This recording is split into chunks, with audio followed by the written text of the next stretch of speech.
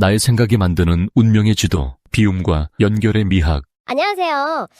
오늘 저희가 함께 깊이 들여다볼 자료는요. 나의 생각이 만드는 운명의 지도라는 제목의 글입니다. 네, 제목부터가 아주 흥미롭죠? 이걸 처음 읽었을 때 뭐랄까 마치 우리 삶이라는 미지의 땅을 탐험하기 위한 오래된 지도 한 장을 딱 손에 쥔 것 같은 그런 기분이 들더라고요. 아, 지도라는 비유가 정말 딱 맞네요. 우리는 보통 행복이나 불행이 외부 조건, 그러니까 내가 어쩔 수 없는 네, 어떤 상황 때문에 온다고 생각하잖아요. 맞아요. 바로 그거요.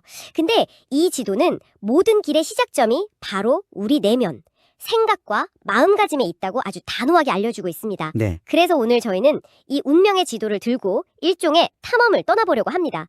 뭐 생각의 숲도 지나고 넘침의 늪도 건너고요. 하하, 재밌네요. 그리고 관계의 다리를 지나서 마침내 현재라는 평온의 언덕에 도달하는 거죠.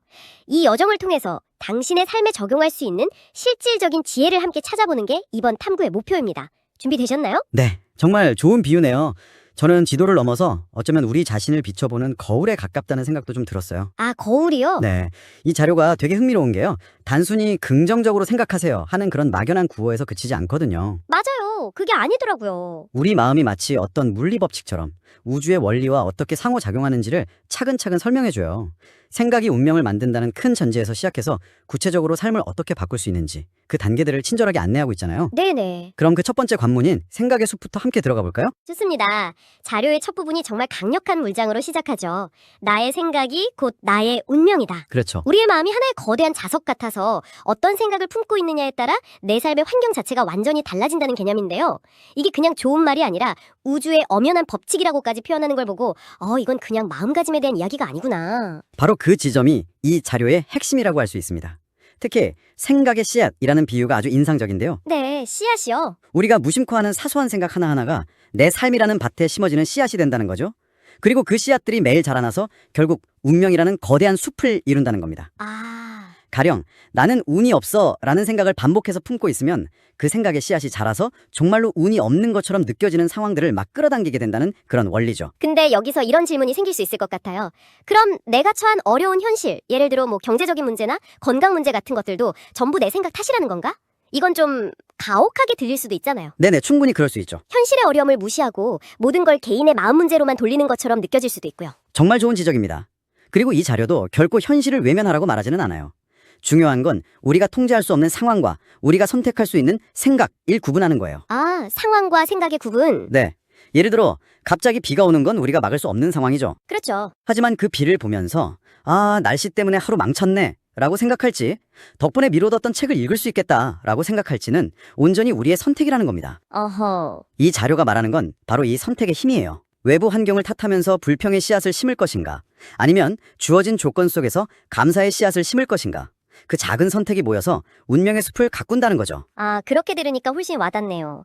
문제의 원인을 외부에서만 찾다 보면 되게 무력해지기 쉬운데 내 생각의 방향을 바꾸는 것부터 시작하면 적어도 내가 내 삶의 주도권을 쥐고 있다는 느낌이 드니까요. 맞습니다. 결국 모든 별나의 시작은 남이나 환경을 탓하기 전에 지금 이 순간 내 마음의 정원에 어떤 씨앗을 심고 있는지부터 점검하는 것이라는 메시지군요. 바로 그겁니다. 문제의 원인도 해결의 열쇠도 모두 내 안에 있다는 사실을 깨닫는 것. 그것이 바로 운명의 지도를 읽는 첫걸음인 셈이죠. 자, 그럼 이제 마음속에 어떤 씨앗을 심을지 선택하는 게 중요하다는 걸 알았는데요. 여기서 또 다른 궁금증이 생깁니다. 네, 어떤 점이요? 인류 역사상 가장 풍요로운 시대를 사는 우리는 왜 이렇게 자꾸 불평이나 불안 같은 부정적인 씨앗을 심게 되는 걸까요? 이 자료는 그 원인을 아주 뜻밖의 곳, 바로 모자람이 아닌 넘침에서 찾더라고요. 맞아요. 그 부분이 정말 역설적이죠. 네, 정말 그랬어요. 보통은 뭔가가 부족해서 불행하다고 생각하는데 이 자료는 정반대의 진단을 내리죠. 현대인의 정신적 고통과 고독의 진짜 원인은 넘침, 즉 과잉에 있다는 겁니다. 과잉이요? 네, 모든 것이 너무 흔하고 당연해지는 순간 우리는 더 이상 감사함을 느끼지 못하게 된다는 거죠. 그리고 더 크고 강한 자극만을 쫓게 되는 탐욕의 악순환이 시작된다고 날카롭게 분석합니다. 이 비유가 딱 맞을지 모르겠는데 마치 매일 진수성찬을 먹는 임금님은 정작 밥맛을 잃어버리는 것과 좀 비슷하달까요? 정확한 비유입니다. 너무 많은 것에 둘러싸여 있다 보니까 정작 하나하나의 소중함을 잊어버리는 거죠. 스마트폰만 켜면 전 세계 소식을 다 알 수 있고 모든 클릭 한 번이면 집 앞까지 배달되잖아요. 그렇죠. 이런 편리함이 오히려 우리를 무감각하게 만들고 있다는 지적인 것 같아요. 정확합니다. 그래서 이 자료는 역설적으로 모자람이 주는 긍정적인 가치를 다시 일깨워줘요. 아, 모자람의 가치. 네. 추운 겨울날 벌벌 떨다가 들어와 마시는 따뜻한 차 한 잔.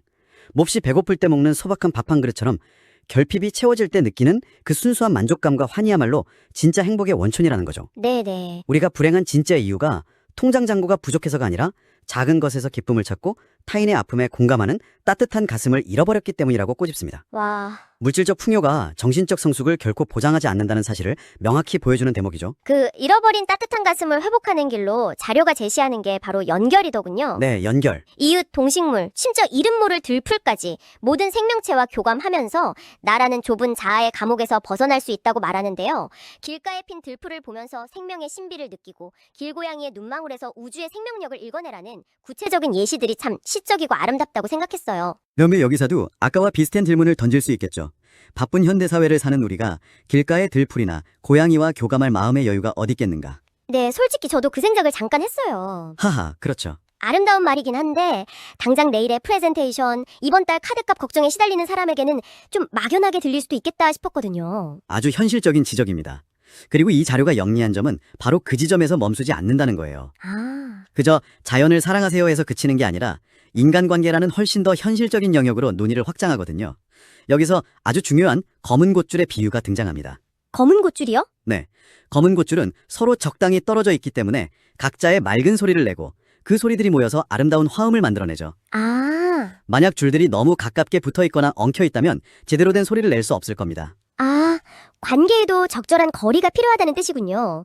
우리는 보통 친밀한 관계일수록 모든 것을 공유하고 더 가까워져야 한다고 생각하기 쉽죠. 네, 바로 그거예요. 근데 그게 아닐 수도 있다는 거네요. 그렇습니다. 사람 사이에도 서로의 고독과 개별성을 존중하는 거룩한 거리가 필요하다는 통찰이죠. 각자 자신의 세계를 온전히 가꾸는 시간이 보장되어야 하고 그렇게 독립된 주체로서 만날 때 진정한 교감과 건강한 관계가 가능하다는 겁니다. 와, 거룩한 거리라. 이 자료에서는 상대방의 영역을 존중하지 않고 모든 것을 공유하려는 시도를 사랑이라는 이름의 폭력이 될 수 있다고까지 경고하는데요. 이건 정말 관계 속에서 힘들어하는 많은 분들에게 중요한 시사점을 준다고 생각해요. 사랑이라는 이름의 폭력이라니 표현이 강렬하지만 정말 공감되네요. 특히 부모-자식 관계나 연인 관계에서 다 너를 위해서라는 말로 상대방의 삶에 너무 깊이 개입하려는 경우가 있잖아요. 맞아요. 흔하죠. 그게 결국 서로를 지치게 만들고 관계를 망가뜨리기도 하고요. 결국 홀로 온전히 설 수 있을 때 함께 있는 시간도 더 풍요로워진다는 의미로 이해하면 되겠네요. 맞습니다. 홀로 있음과 함께 있음의 균형. 이것이 바로 관계의 예술이라는 거죠. 무조건적인 연결이 아니라 서로의 독립성을 존중하는 성숙한 연결을 통해서 우리는 잃어버렸던 따뜻한 가슴을 회복할 수 있다는 겁니다. 네, 그렇게 건강한 거리를 유지하면서 각자 홀로 있는 시간을 확보했다고 쳐요. 네, 그런데 막상 혼자 있게 되면 우리는 그 시간을 온전히 누리지 못하고 또 다른 불안에 휩싸일 때가 많잖아요. 아, 그렇죠. 바로 이 지점에서 자료가 제시하는 다음 단계로 자연스럽게 넘어가는 것 같습니다. 많은 사람들이 불안과 슬픔에 시달리는 근본적인 이유를 지금 여기에 살지 않기 때문이라고 분석하는 부분이요. 네, 아주 중요한 대목이죠. 아직 오지않은 미래를 걱정하는 것을 시간을 가불해서 쓴다고 표현하고 하하, 갑을. 이미 지나간 과거에 머무르는 것은 죽은 나무의 물주기나 보이지 않는 유령과 싸우기에 비유합니다. 표현들이 하나하나 정말 촌철살인 같죠. 와, 곰곰이 생각해보면 우리의 걱정이나 후회는 대부분 실체가 없는 것들이거든요. 아직 일어나지 않은 일이거나 이미 돌이킬 수 없는 일에 마음의 에너지를 쏟고 있는 셈이니까요. 저도 이 죽은 나무에 물 주기라는 비유를 읽고 한참 생각했어요. 내가 요즘 물을 주고 있는 죽은 나무는 뭘까? 하고요. 에 대한 미련일까? 아마 누구나 마음속에 이런 죽은 나무 한두 그루쯤은 다 가지고 있을 것 같아요. 그렇죠. 그래서 이 자료는 우리가 실제로 살 수 있는 시간은 오직 현재 이 순간뿐이라는 아주 단순하지만 강력한 진실을 다시 한번 상기시켜줍니다. 네. 그리고 바로 그 현재에 온전히 집중하는 구체적인 방법으로 비움의 지혜를 제안하는데요. 여기서 또 하나의 아름다운 비유가 나옵니다. 바로 연잎이죠. 아, 그 연잎 비유 정말 인상 깊었어요. 비가 내리면 연잎은 빗방울을 머금고 있다가 그 무게가 자신이 감당할 수 있는 한계를 넘어서는 순간 네. 미련 없이 그 물을 툭 쏟아버린다는 이야기요. 맞습니다. 만약 연잎이 더 많은 물을 담으려는 욕심을 부렸다면 어떻게 됐을까요? 찢어졌겠죠. 아마 잎이 찢어지고 결국 줄기까지 꺾여버렸을 겁니다. 우리 삶의 이치도 이와 같다는 거죠. 더 많이 가지려는 욕심, 더 높이 오리라는 집착, 마음속의 상처와 미련들을 계속 붙들고 있으면 결국 그 무게에 짓눌려서 우리 삶 자체가 무너질 수 있다는 경고입니다. 그렇다면 비운다는 건 무언가를 포기하거나 잃어버리는 소극적인 행위가 아니라 오히려 나 자신을 지키기 위한 아주 적극적이고 현명한 생존 전략이라고 볼 수 있겠네요. 바로 그겁니다. 비움은 상실이 아니라 새로운 것을 채울 공간을 만드는 행위예요. 공간을 만든다. 네. 컵에 흙탕물이 가득 차 있으면 맑은 물을 부을 수 없잖아요.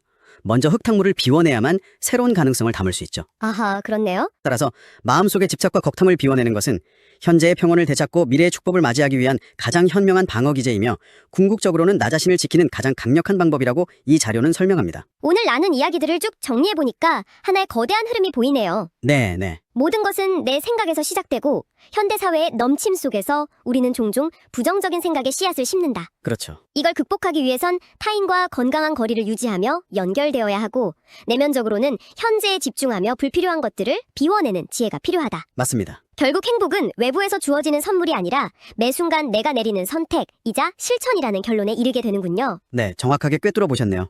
스스로 행복하다고 믿으면 아주 사소한 일상에서도 축복을 발견하게 되고 스스로 불행하다고 믿으면 황금 궁전 안에서도 불평거리를 찾아낸다는 자료의 마지막 문장이 이 모든 내용을 함축하고 있죠. 아, 그 문장 정말 기억에 남아요. 당신의 오늘 밝은 마음을 선택하면 우주가 그 밝은 기운을 증폭시켜서 당신의 앞날을 비춰줄 것이라는 아주 희망적인 메시지로 마무리됩니다.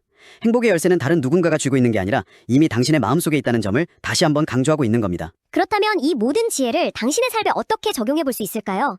자료는 연잎처럼 비워내라고 조언합니다. 네, 비워내라. 그럼 오늘 당장 혹은 이번 주 안에 당신의 삶에서 새로운 긍정적 에너지를 위한 공간을 만들기 위해 의식적으로 비워낼 수 있는 것은 무엇이 있을지 한번 생각해 보는 건 어떨까요? 좋은 제안이네요. 그것이 낡은 물건일 수도 있고 마음속에 담아둔 미련일 수도 있고 혹은 나도 모르게 반복하던 사소한 걱정 습관일 수도 있습니다. 당신의 연잎 위에서 지금 당장 미련 없이 툭 하고 쏟아버릴 수 있는 그 한 가지는 무엇인가요? 작은 비움이 가져올